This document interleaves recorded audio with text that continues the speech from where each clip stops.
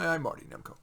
The just published new edition of the classic career guide, What Color's Your Parachute, now by Catherine Brooks, includes a fine section on succeeding while shy, and she speaks from personal experience. She says, I myself have been painfully shy for much of my life, but no one ever guesses. Here are nuggets from that section, plus my additions. She writes, don't apologize for being who you are, work with it. In a job interview, you could mention that you don't tend to talk too much and make a point of listening to all opinions before you make a decision. Here's my addition. Indeed, in many workplaces, especially high-powered ones, there is a surfeit of talkers, so a good listener and synthesizer could well be a valuable addition to the mix. She writes, you may never be comfortable in certain settings, like an interview, but you can learn to function well in them, and then you can go home. A small amount of discomfort and faking it can go a long way. Here's my addition. I like that tip because, like her previous one, it doesn't require a personality transplant. Too much how-to advice does require a personality transplant. For example, when an extrovert writer insists that success demands lots of networking. She writes, after an interview, a networking event, or other extroverted activity, don't be too hard on yourself. My addition, introverts tend to overanalyze themselves and others, so that is good advice. That said, a measure of self-evaluation following such an event is usually wise.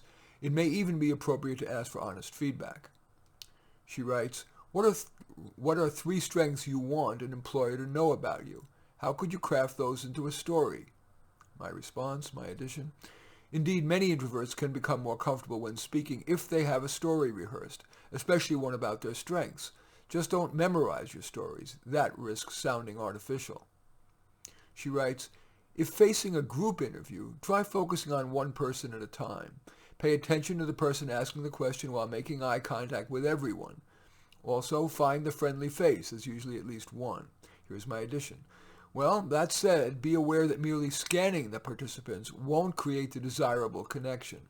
What has worked for my clients is to, when being asked a question, look at the questioner, and then, when answering, first look at the interviewer on the far left for 1 second, then 1 second looking at the person to the right, until you've done that for all the interviewers, and then reverse field.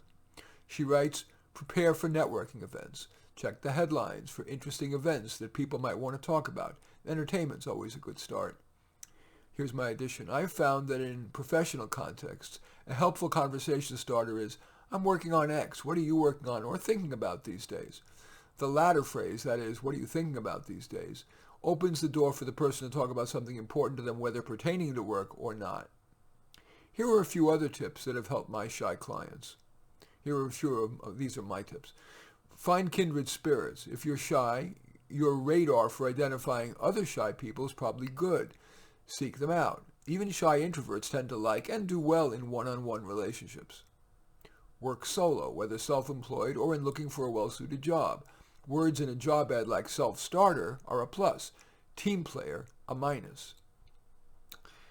Face the cause of your shyness. Often it's fear of failure or rejection. Start by assessing your probability of failure and what you can reasonably do to reduce it. For example, upskill or not apply for a job for which you are insufficiently qualified.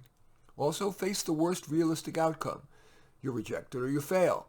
You could survive that and perhaps learn from it. You'll also feel better for having tried. Just don't overgeneralize from a failure or 3 to, I'm a total loser. In our marketing-oriented, extroversion-valorizing society, it's easier for introverts and shy people to feel less than. In fact, most people prefer working and playing with people who aren't bombastic. I certainly do. In any event, I thank you for watching. I'm Marty Nemko. I welcome your thumbs up and accept your thumbs down. I always look forward to your comments, and especially like if you hit the share button below. Share on your social media so that my efforts can have broader impact. And I am flattered if you choose to subscribe to my channel. And in any event, I do thank you for watching. I am Marty Nemko.